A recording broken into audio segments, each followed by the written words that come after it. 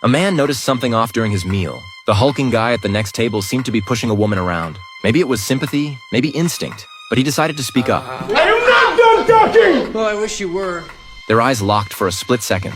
Jack looked perfectly calm, but he had no idea just how big this guy really was. The brute stormed over, demanding to know why Jack was sticking his nose in other people's business. But Jack couldn't have cared less, and that only made the guy angrier. Jack didn't say much, but the man's rage kept building. He snatched Jack's KFC meal and scarfed the whole thing down. Then, just to make a point, spat right on top of it. Still, Jack didn't flinch. The thug was getting cockier by the second. He pulled out a small knife and told Jack to eat what was left. But that's when Jack slowly took off his glasses. He looked the stunned brute dead in the eye and calmly told him that little knife wasn't going to do him any good. If he tried anything stupid, the woman right there would be a witness, and his only smart move now was to walk away. Otherwise, Jack was calling the cops. Staring down Jack's unwavering resolve, the big guy started to waver. The last thing he wanted was to get busted in a crowded place. Before long, he made up some excuse and left, but not before giving Jack's car a nasty kick on his way out. The side mirror was busted, but at least a pointless fight had been avoided. The man's wife hurried over to thank Jack, but Jack's gaze stayed fixed on her, listening quietly as Daisy told him about her marriage to that man. 10 minutes later, Jack grabbed a roll of duct tape and got in his car. On the drive home, snow started falling out of nowhere. Before long, the gas gauge was nearly on empty, so he pulled into a gas station. And just as Jack was about to fill up, the big guy happened to be walking past with a coffee. The moment he spotted Jack's car, he knew this was his chance for payback.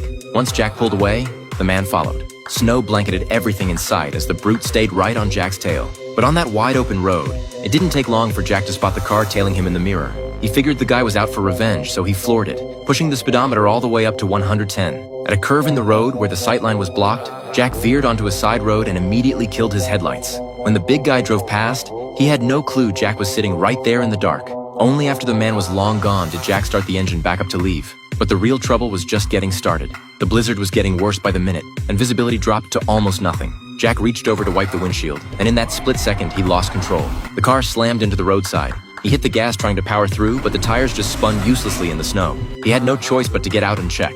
No matter how hard he pushed, the car wouldn't budge. He tried clawing away the packed snow with his bare hands, but his fingers were turning red from the cold. With no other options, Jack climbed back inside and cranked the heater. In a snowstorm like this, staying warm was the bare minimum for survival. His iPhone 17 had no signal. Out here in the middle of nowhere, sitting still wasn't going to cut it. He quickly switched off the headlights to conserve whatever battery he had left.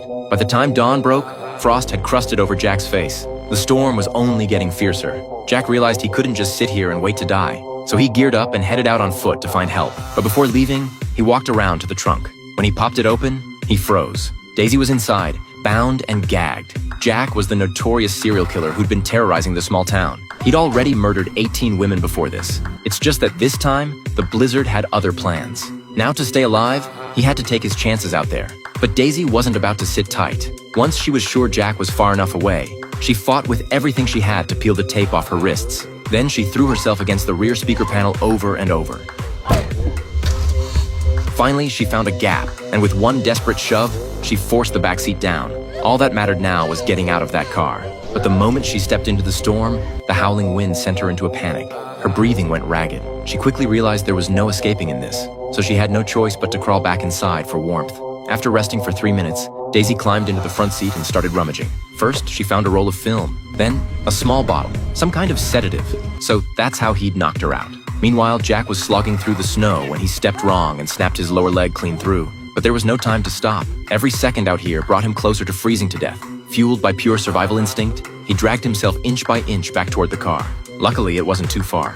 Jack hauled himself back in, barely. First priority, treat the wound before infection set in. But just as he sliced open his pant leg, Daisy was hiding in the back, waiting for her moment. Then Jack turned to grab a tool and noticed the glove compartment had been open. He knew right away something was wrong. A glance in the mirror confirmed it. Someone had been through his things. Slowly, he let his right hand drop, reaching for the knife beside him. Daisy sensed the shift too. For one breathless moment, the air went completely still. Just as Jack's fingers were about to close around the blade, Daisy lunged. She clamped a cloth soaked in sedative over his nose and mouth and held on tight. It wasn't long before Jack went limp. And when he finally opened his eyes again, he was completely restrained.